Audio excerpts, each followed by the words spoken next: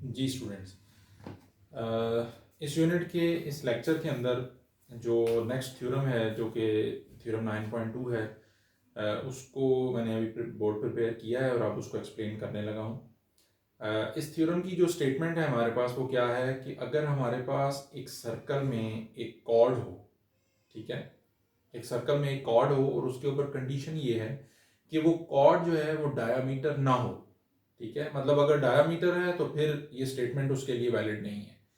Statement valid तब है जब ये कंडीशन पूरी हो कि वो जो कॉर्ड है वो डायामीटर ना हो, डायामीटर के अलावा किसी भी जगह के ऊपर कैसा भी कॉर्ड जो है वो आप ड्रॉ करते हैं। तो एक सर्कल है, उसके अंदर एक कॉर्ड है जो कि डायामीटर नहीं है, और अगर हम उस सर्कल के सेंटर से एक स्ट्रेट लाइन उस कॉर्ड के ऊपर ड्रॉ करते हैं और वो स्ट्रेट लाइन जो है वो उस कॉर्ड को बाइसेक्ट भी करती है, यानी कि उस कॉर्ड को जहाँ पे जाके वो टच करती है वो उस पॉइंट के ऊपर उस कॉर्ड को दो बराबर हिस्सों में डिवाइड करती है, तो फिर हमें साबित ये करना है कि वो जो स्ट्रेट लाइन हमने सर्कल के सेंटर से उस कॉर्ड पे ड्रॉ की है वो उससे परपेंडिकुलर है, ठीक है। अब ये थ्योरम की स्टेटमेंट सिर्फ मैंने आपको एक्सप्लेन की है, अब उसको जरा देख लेते हैं कि वो डायग्राम में किस तरह से है। देखिए मेरे पास एक सर्कल है, उसका एक सेंटर है O, ठीक है, उस पे मैंने एक कॉर्ड ड्रॉ किया है AB, कॉर्ड का नाम है AB।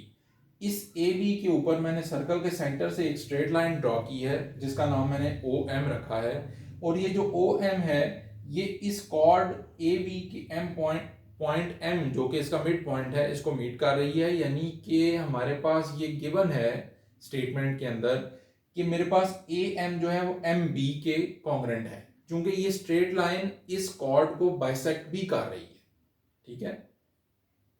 तो साबित हमें ये करना है कि OM is perpendicular to AB। अब ये मैंने थ्योरम की स्टेटमेंट को डायग्राम से मैंने आपको ब्रीफ किया है। अब हम इससे आगे इसके चलते हैं इसकी डिटेल की तरफ। देखिए मेरे पास गिवन क्या है, एक सर्कल, उसका सेंटर है O, उसमें एक कॉर्ड है AB और उसका एक मिड पॉइंट है M, और गिवन ये भी है कि AM is congruent to MB, क्योंकि ये स्ट्रेट लाइन जो कि सर्कल के सेंटर से कॉर्ड पे ड्रॉ की है ये इसको बाइसेक्ट कर रही है।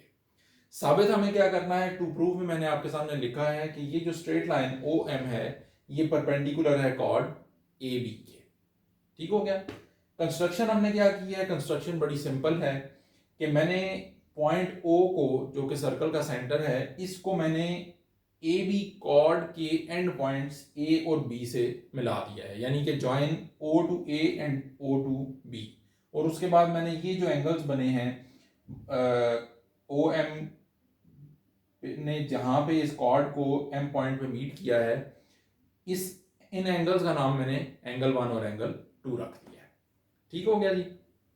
अच्छा, अब थ्योरम का प्रूफ इंतहाई मेरे पास आसान है, मतलब बहुत इंटरेस्टिंग सा इसका प्रूफ है। क्लास 9th में हमने यूनिट 10 के अंदर थ्योरम 10.3 हमने एक प्रूव किया था जिसका नाम था triple S postulate, SSS postulate, ठीक है। उस ट्रिपल एस पोस्टुलेट की यहाँ पे एप्लीकेशन है, यानी कि हम उस थ्योरम की मदद से ये वाला थ्योरम साबित करेंगे। वो किस तरह, जरा देखिएगा।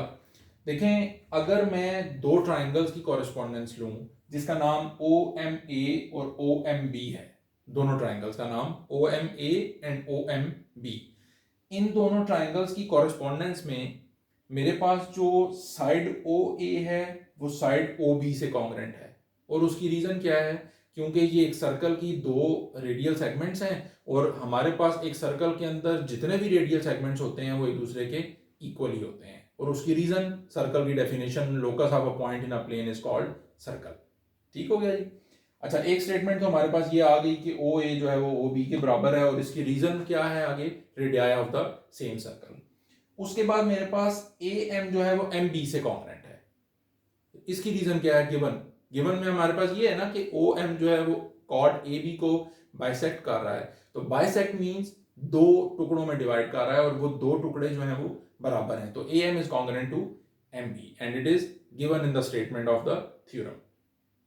थर्ड स्टेटमेंट मैंने लिखी है कि OM is congruent to OM, of course कि दो ट्राइंगल्स की कॉमन साइड है OM, तो दोनों ट्राइंगल्स की ये कॉमन साइड आपस में इक्वल ही होगी, तो OM is congruent to OM।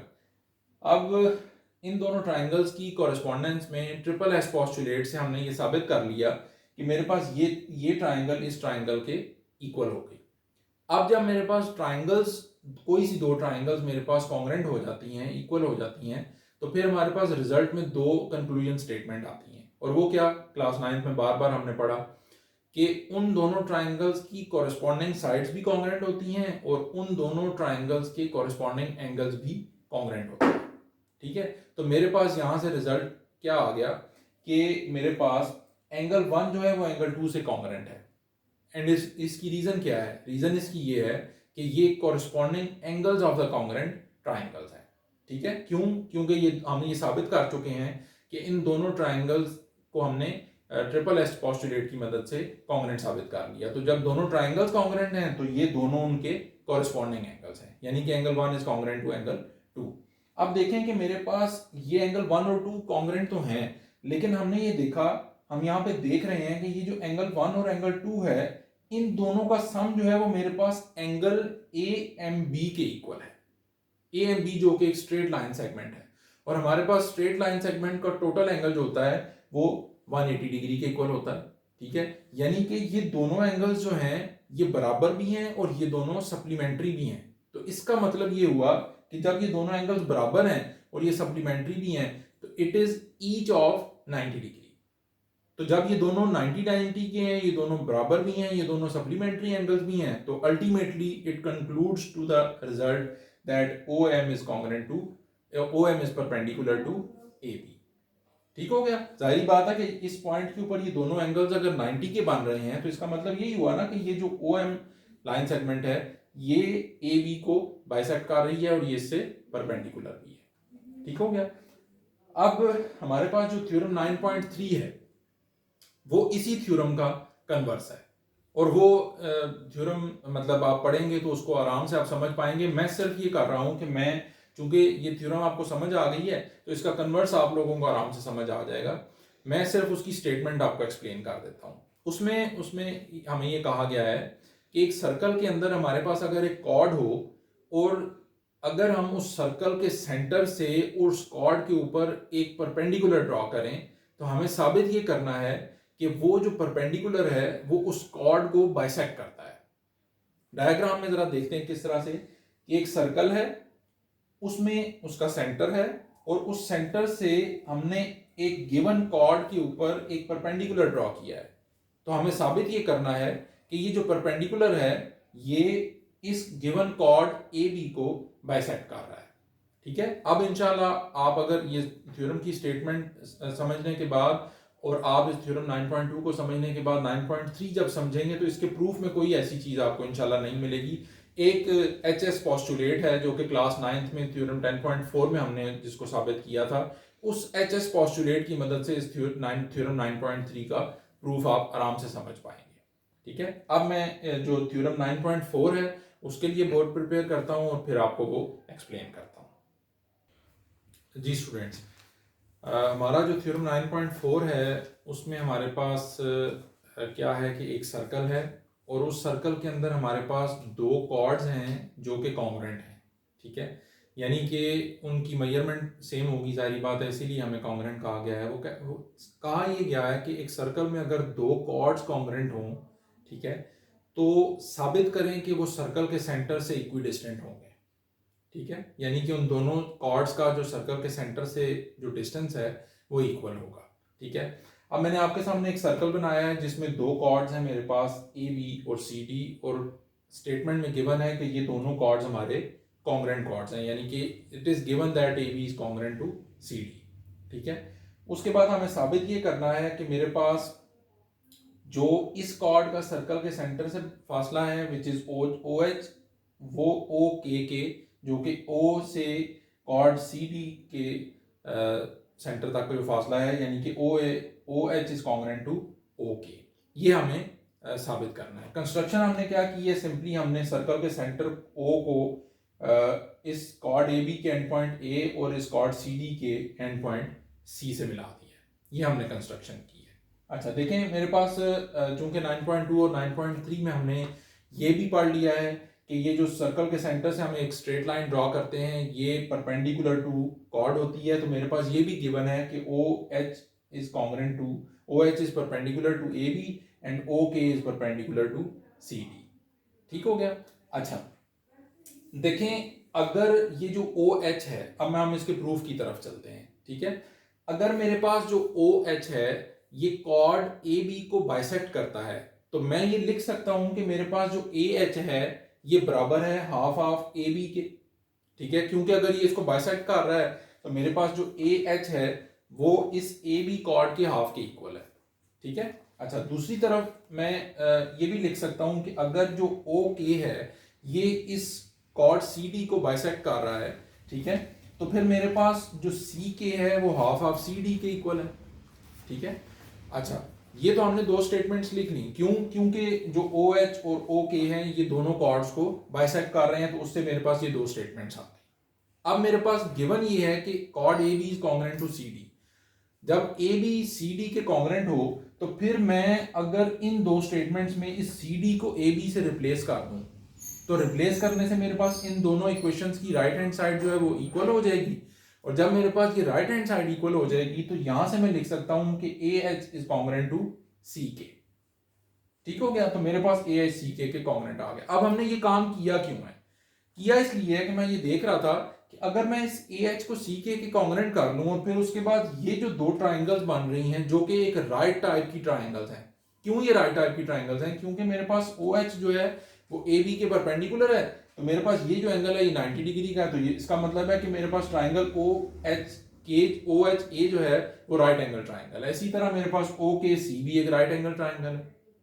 ठीक है, तो जब मेरे पास ये दोनों राइट एंगल ट्राइंगल्स हैं और अगर मैं इन दोनों राइट ट्राइंगल्स की कॉरेस्पॉन्डेंस लेता हूं, ठीक है, तो फिर क्लास 9th में यूनिट 10 के अंदर थ्योरम 10.4 जो कि HS पोस्टुलेट था और हमने वो साबित किया था, तो HS पोस्टुलेट की मदद से मैं इन दोनों ट्राइंगल्स को कॉन्ग्रेंट साबित कर सकता हूं। वो किस तरह?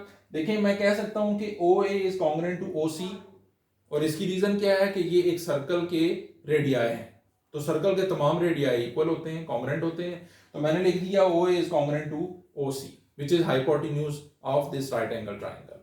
और उसके अलावा मेरे पास AH जो है वो CK के कॉन्ग्रेंट है, जो कि अभी हमने साबित किया है पीछे, ये देखें। तो मेरे पास जब ये हाइपोटेन्यूज इक्वल कॉन्ग्रेंट हो गया और AH CK के कॉन्ग्रेंट हो गया, तो अल्टीमेटली मेरे पास HS पोस्टुलेट से ये दोनों राइट ट्राइंगल्स कॉन्ग्रेंट हो गए। जब ये दोनों राइट ट्राइंगल्स कॉन्ग्रेंट होगी तो मैं ये कह सकता हूं कि OH is congruent to OK। और ये क्यों कह सकता हूं? क्योंकि ये मेरे पास इन दोनों ट्राइंगल्स की कॉरस्पॉन्डिंग साइड्स हैं। तो हमने ये पढ़ा हुआ है कि मेरे पास जब दो ट्राइंगल्स जो हैं वो कॉन्ग्रेंट हो जाती हैं तो उनकी कॉरस्पॉन्डिंग साइड जो हैं वो भी कॉन्ग्रेंट होती हैं। तो अल्टीमेटली मैंने ये साबित कर लिया कि OH is congruent to OK। अच्छा, यहाँ पे मेरे पास थ्योरम 9.4 जो है वो फिनिश होता है। अच्छा, अगर आप 9.4 को समझ लेंगे तो 9.5 इसी थ्योरम का कन्वर्स है, उसको समझने में आपको कोई प्रॉब्लम नहीं होगी। मैं आपको उसकी थ्योरम की स्टेटमेंट जो है वो उसको एक्सप्लेन कर देता हूँ। थ्योरम की स्टेटमेंट में हमारे पास ये है कि अगर एक सर्कल के अंदर दो कॉर्ड्स हों जो कि सेंटर से इक्विडिस्टेंट हों, यानी कि अगर ये एक सर्कल है और इसमें ये कॉर्ड AB और CD हैं और हमें गिवन है कि OH is congruent to OK, means के they are equidistant from the center, तो वो कहता है साबित करेंगे ये दोनों कॉर्ड्स जो हैं वो कॉन्ग्रेंट है। ठीक है, ये हमें साबित करना है, जो कि कन्वर्स है 9.4 से। 9.5 की स्टेटमेंट में एक दफा फिर से बता देता हूं कि अगर एक सर्कल के अंदर दो कॉर्ड्स हों जो कि सेंटर से इक्विडिस्टेंट हों, तो वो कहता है साबित करें कि ये दोनों कॉर्ड्स जो हैं ये कॉन्ग्रेंट होंगे। ठीक है, उम्मीद करता हूं कि अगर आपको ये थ्योरम्स की स्टेटमेंट्स समझ आ जाएंगी, तो जो थ्योरम्स मैंने एक्सप्लेन नहीं किए उनके प्रूफ्स भी आप बहुत आसानी से कर लेंगे। ठीक है, थैंक यू सो मच।